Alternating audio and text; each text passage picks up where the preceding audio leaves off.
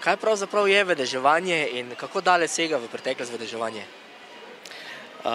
Vedeževanje danes pomeni pogled v prihodnost, oziroma da nekako znamo ljudem svetovati, na kaj naj bodo pripravljeni, na tiste dobro prijetne občutke, tisto vsi radi slišimo za prijetne trenutke, ne?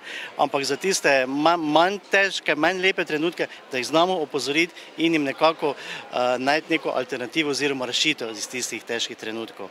Vedeževanje pa sega daleč v zgodovino, kolikor so zapiski že nekje zapisani o zgodovini, lahko prečitamo, da so že vsi nekako voditelji ali vladarji imeli svoje svetovalce, se pravi, kamor seže zgodovina, seže verjetno tudi vedeževanje, oziroma ne kot samo vedeževanje ali svetovanje ali v takem smislu. In s čim vse lahko vedežujemo? Verjetno je tehnik ogromno. Ja, tehnik je zares različno, jih je zelo dosti.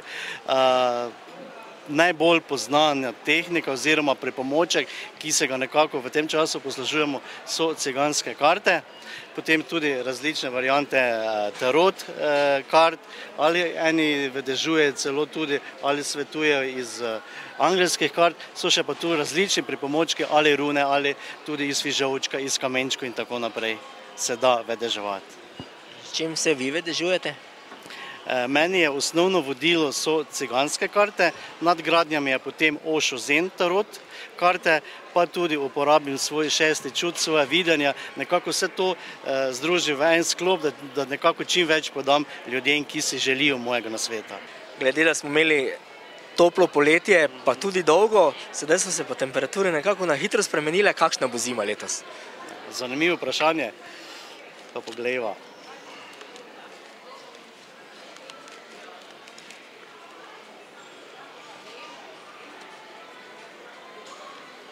V začetku zna biti tale naša zima kar nekako ne preveč upravičena na svojemu namenu. Ne vidim dosti padavin, zna se pa nekje v februarju pritisniti zelo oster mraz.